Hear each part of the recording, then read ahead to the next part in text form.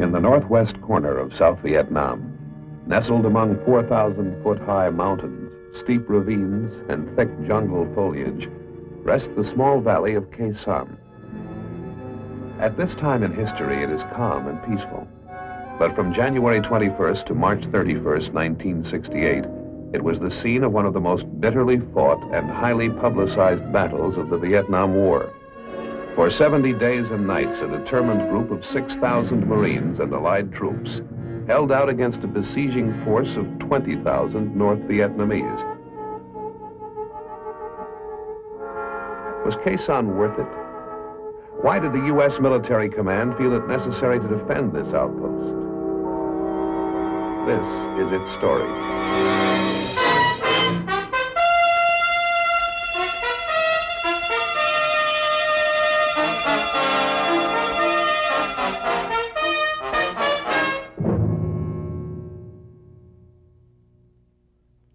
Many times I'm asked what part I think Khe Sanh will play in the history of our country.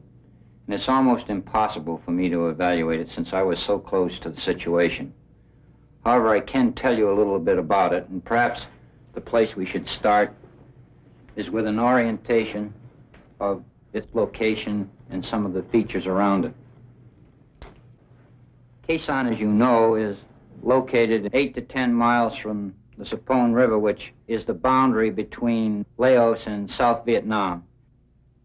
It's south of the demilitarized zone and has around it certain hill masses which control some of the infiltration routes coming down in this general area. And of course, Route 9, basically the only road in this area, runs from the Laotian border, continues on through and goes almost to the coast of Vietnam. In about April of 1967, the battalion surprised an enemy element on this particular hill mass. And eventually it resulted in the Marines seizing Hill 861, 881 South, and 881 North.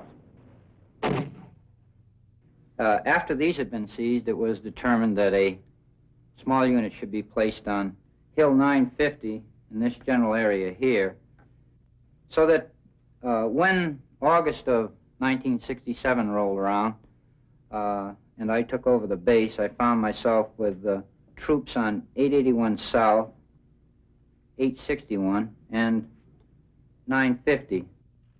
In the summer of 1967, the Battle of Khe Sanh was still many months away, but units of the U.S. Navy Seabees are already at work on the airstrip that will provide the only link with the outside, while the Marines are busy digging trenches and building bunkers. The weeks that follow are relatively quiet. Marine units continue their patrol operations with very little enemy action. In December of 1967, intelligence sources indicate the start of an enemy buildup. 2 North Vietnamese divisions are assembling in the deep areas around the base. The Communists could be preparing for a major assault. If the base is to be defended, it will have to be reinforced. The decision is made by General William C. Westmoreland, top commander of U.S. forces in Vietnam. The Marines will stay and fight. He is supported by the Joint Chiefs of Staff. Khe Sanh was an important outpost. If the enemy had taken this outpost, I think the province of Quang Tri and the DMZ area would have been in jeopardy. The enemy had planned to take it as part of his Tet offensive. At the same time, he had planned to overrun Quang Tri City, seize and hold Way, and to roll up our defenses south of the demilitarized zone. If he could have seized that plateau, he could have run trucks with ammunition, logistics, and even conventional artillery into the Khe Sanh Plateau, and certain of our installations further to the east could have been made untenable. Now, we saw the enemy building up his forces in order to siege and eventually overrun Khe Sanh as he did Dien Bien Phu in 1954. The weather was very poor. In October, we had only 1 battalion there. In November, we increased it to 2 battalions. December, we kept 2 battalions there, but in January, we reinforced it with 2 more battalions, all Marines. We then put a Ranger battalion in there. I wanted to put into Khe Sanh enough troops that I thought could hold it against ground attack. But I didn't want to put more troops in there than we could supply by air. Khe Sanh and Dien Bien Phu. The comparison was natural. In August of 1954, French paratroops had moved into the Viet Minh stronghold, then a part of French Indochina, located in North Vietnam. Bringing in heavy artillery, tanks, and equipment, they prepared for the Communists' attack led by the North Vietnamese general, Vo Nguyen Giap. But the French found themselves outmanned and outfought. They were surrounded, cut off from their source of supplies and reinforcements by a superior artillery, crippled by a lack of air power, and crushed relentlessly in Giap's powerful nutcracker. The end was inevitable. The French were overrun, forced to capitulate. The defeat brought an end to the Indochina War. 2 months later, the armistice agreement was signed at Geneva. Vietnam was partitioned, Laos and Cambodia neutralized. French influence in Southeast Asia collapsed. The Russian communists were quick to congratulate the victors, Ho Chi Minh and his brilliant General Giap. Now, 15 years later, the same General Giap is determined to repeat his victory at Khe Sanh. By January 1968, the stage was set. Inside the 1 mile by 1/2 mile perimeter of the Marine garrison were 6,000 U.S. Marines, a battalion of South Vietnamese Rangers, and a handful of Air Force and CB support troops. Burrowed in bunkers and hidden under the triple canopied foliage that covered the surrounding slopes was the largest and best equipped force ever mustered by the enemy, 20,000 North Vietnamese Army troops. On the 19th of January, there was a recon patrol which had gone out in this general area north of Hill 881 North, and ran into considerable trouble, and it really developed into quite a tense situation. But eventually we were able to get them out and brought them back to Hill 881 South. So the next day it was decided that we should go out and clean out this enemy force which had evidently come in the 881 North area. So we sent one of the companies from 881 South towards 81 North, and they banged head-on into what evidently was a NVA battalion. This was a day-long fight, and by nightfall they were still in contact and heavy action, and with nightfall coming on, we withdrew them back to Hill 881 South. We had plans to go out the next day, but then on the morning of the 21st, about 0500 in the morning, the base received heavy mortar, rocket, and artillery fire. Almost simultaneously, Hill 861 came under attack from about a battalion-sized NVA force, and that no sooner got started than down here in Khe Sanh village, CAC unit came under attack by about a battalion. So we had 3 things going at once, and naturally my concern was with all of these forces which are around me. As you can well imagine, I began to become concerned that they might start closing the base. However, it didn't take very long to really upset me when, in a few minutes later, after this whole thing is boiling to a pot, that the ammo dump went completely up, and there was rounds flying all over the place.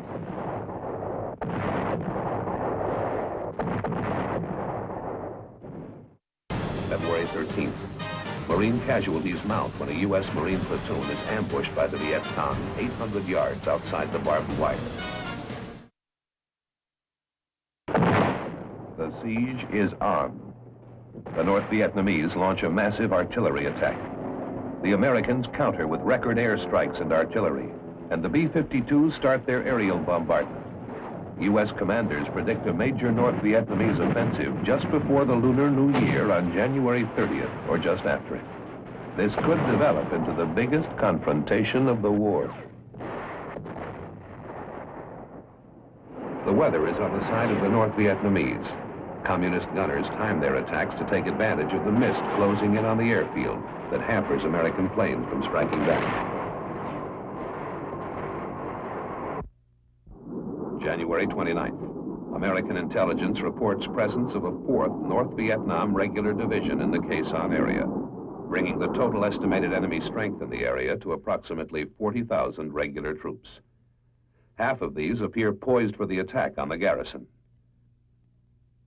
General Westmoreland positions his reserves of about 15,000 Army troops plus a 5,000-man Marine regiment at Phu Bai, about 60 miles southwest of Khe Sanh. In early February, the enemy again tried to take the 861 complex. However, this time they made an effort on its twin sister 861A. The attack on that hill was repelled through the use of not only the supporting arms, artillery, air, but also, as with every other attack on the perimeter, by the organic infantry weapons, the 81mm mortars, 3.5 rockets, M79, machine guns, and mines, and every other weapon available to an infantry battalion. February 10th. The North Vietnamese Communist Party newspaper boasts that the U.S. faces a defeat as disastrous as that suffered by the French at Dien Bien Phu. There is growing concern over the fate of the Marine garrison, as the U.S. press also revives the specter of Dien Bien Phu. At stake now is more than a key military stronghold. The Communists are out to inflict heavy casualties on the American troops with a major victory, so that the U.S. would enter negotiations on terms favorable to Hanoi. The Battle of Khe Sanh. This was a very traumatic experience for the American people, but I never had any real concern about Khe Sanh. I had a few restless nights, but I had full confidence that we were going to win the Battle of Khe Sanh because we had the means. The Americans have protection from big 175mm guns at Camp Carroll, about 17 miles to the east, and at the rock pile, about 12 miles to the northeast. Inside the garrison, the troops have a handful of tanks, anti-tank weapons, 4.2-inch mortars, and about 20 artillery pieces, including 105 and 155mm howitzers. But their secret weapon is their air power. Fighter bombers of the Navy, Marines, and Air Force, capable of mounting 600 flights a day, plus the terrifying power of B-52 bombers that can drop 500 and 750-pound bombs on 50 bomber runs a day. And then there are the supply planes, giant C-130s and 123s that build a lifeline through the shrapnel-infested skies to keep the Marines supplied with food, ammunition, medical supplies, building materials, and mail from home.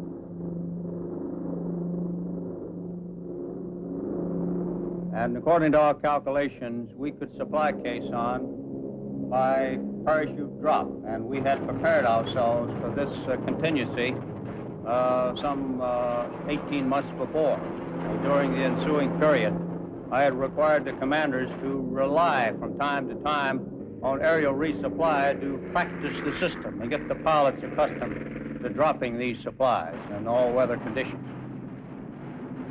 So when the time arrived, we were able to supply that garrison of some 5,000 people. We had built up an airfield that would take C-130s. And we put radar on the airfield, or GCA actually, so that we could bring in C-130s and 123s in all weather. And when it got too hot for them to land, having lost a couple of C-130s, then we started bringing them in for low-level extraction, where the supplies would be dropped or let to the ground from the air platform by parachute. The result, of course, was that we supplied them.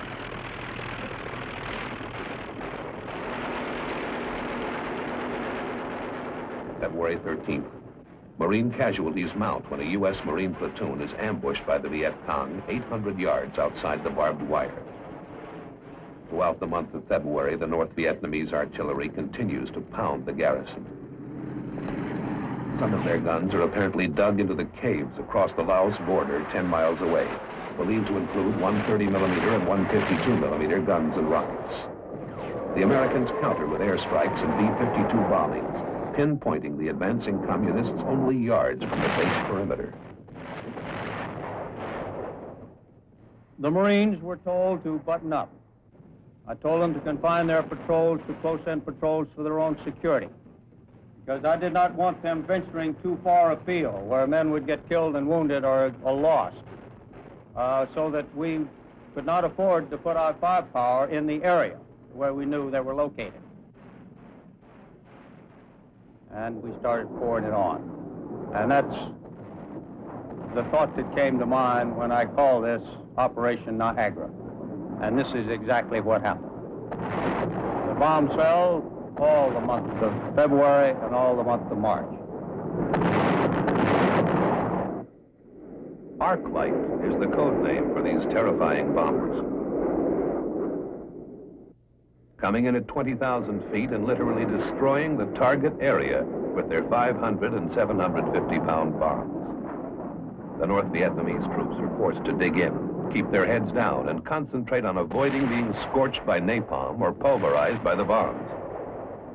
When bad weather comes, and at night, they bomb by radar, pinpointing their targets by means of a ground-controlled system called Sky Spot. February 22nd. Troop movements have indicated that the enemy is massing for the long-awaited attack.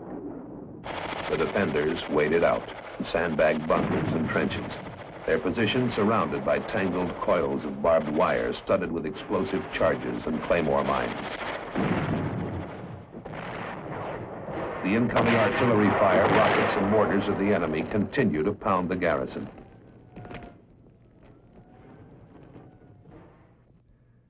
In Saigon and Honolulu, watch teams manning the war rooms wait throughout the weekend of March 3rd, expecting word that the anticipated communists' assault has been launched. From the communists' viewpoint, the weather conditions are ideal, and American intelligence reports indicate that the all-out attack should come early Monday morning. But it does not develop.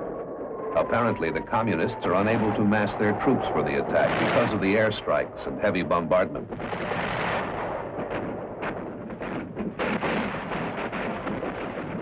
Also, the Marines still control the high ground, guarding the approaches to Khe Sanh. Hills 881, 861, 950, and 558. So far, the enemy has been unable to take any of them. March 13th. This is the 14th anniversary of General Giap's attack on Dien Bien Phu, and time is running out for the communists. The Marines spend a relatively quiet day, waiting and watching. As I reflect back on it, I can remember that the news stories coming out were talking about the agony of Khe Sanh and so forth and so on. I'm reminded of the story of the, and I know this to be true because I was standing there, Italian newspaper man came in and went around the base for a little while, met a lot of people and talked to people, and then he come back over and he said, you know, he says, everybody you talk about the agony at Khe Sanh. He says, I see no agony. He says, you got the apple, you got the orange. He says, but on the other hand, I don't see any ecstasy. And I think this is probably the way that all the men felt, that there was certainly no joy to it, but that the agony, there was none. The morale was good and outstanding. And everybody had a job to do and did it.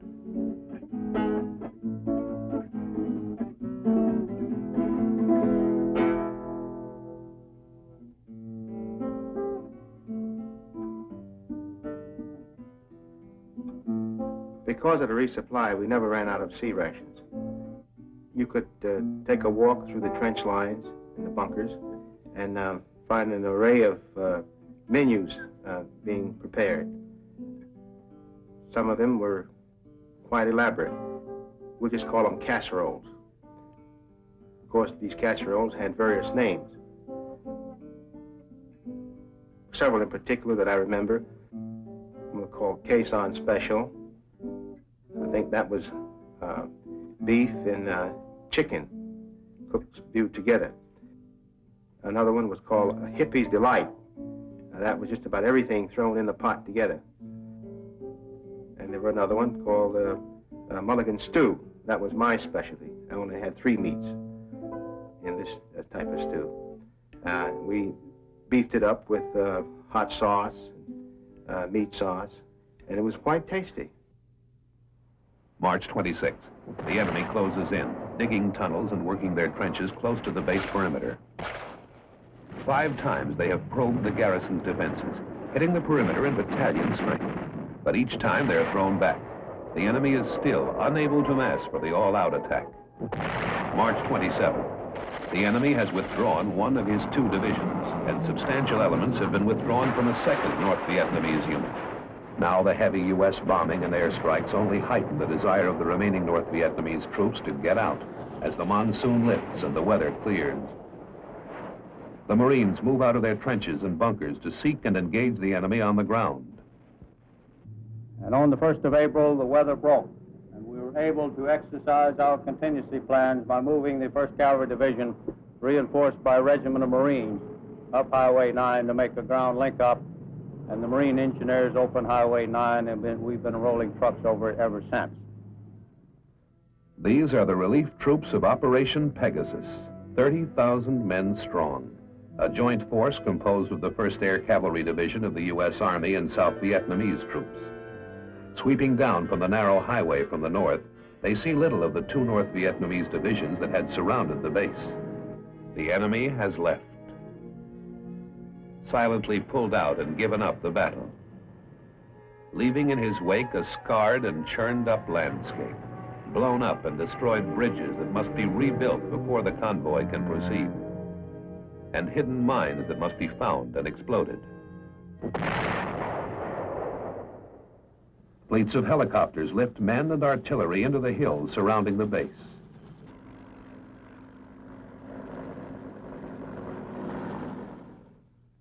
And on April 7th, lead elements of the relief troops walk into the base at Khe Sanh. The long siege is over.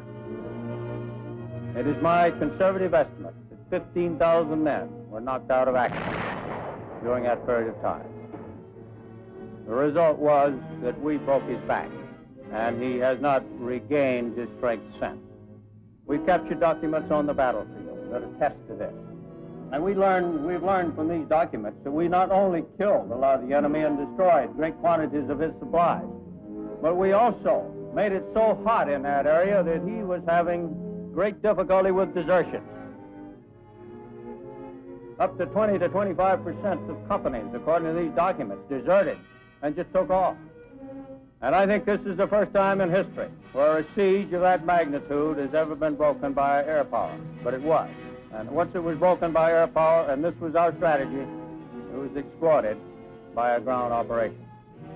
But his back had been virtually broken when the ground troops arrived. The aerial bombardment on the North Vietnamese at Khe Sanh was the most intense in the history of warfare. In all, from January 19th until March 31st, more than 103,000 tons of bombs were dropped on the besieging force. Navy, Air Force, and Marine pilots flew more than 24,000 sorties, including 2,500 by B-52s. In addition, the enemy was pounded by more than 100,000 rounds of artillery and mortar fire. After Marine units moved out of Khe Sanh into the surrounding terrain, they discovered hundreds of North Vietnamese bodies in shallow graves. Total enemy casualties for the period were estimated at more than 15,000. Marine losses were 204 killed and 1,622 wounded and evacuated.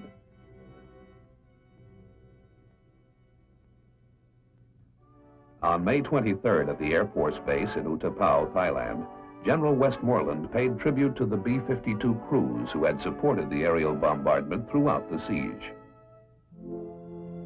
You crews that man the B-52, which have been part of the overall team, a professional team, but your contribution has been of the utmost importance, and we would not be in the posture today without what you have contributed.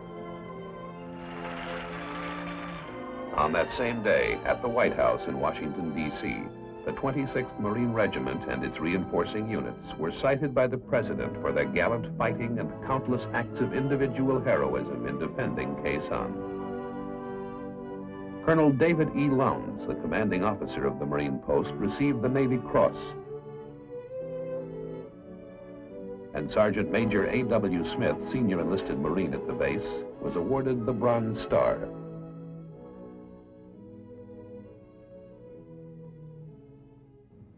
Some have asked what the gallantry of these Marines and airmen accomplished. Why did we choose to pay the price to defend those dreary hills? The fortress at Khe Sanh straddled critical supply and infiltration routes that the North Vietnamese were using. Route 9, which it commanded, was to be a major avenue for the enemy into populated areas and into the cities of South Vietnam. By pinning down and by decimating 2 North Vietnamese divisions, the few thousand Marines and their gallant South Vietnamese allies prevented those divisions from entering other major battles, such as those for Hue and Quang Tri. I believe that our initiative toward talks with North Vietnam was greatly strengthened by what these men did at Khe Sanh, for they vividly demonstrated to the enemy the utter futility of his attempts to win a military victory in the South.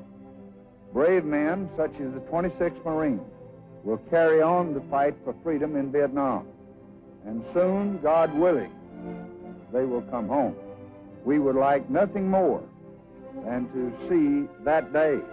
But until they do, we shall express, at moments such as these, on behalf of all our American people, our great gratitude for the protection they have given us and our great appreciation for their selfless bravery.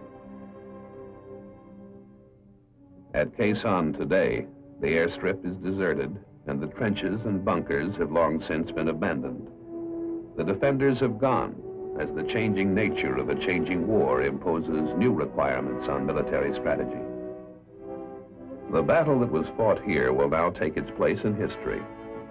Perhaps someday, historians will call it the most important single battle of the Vietnam War. Only time can determine that.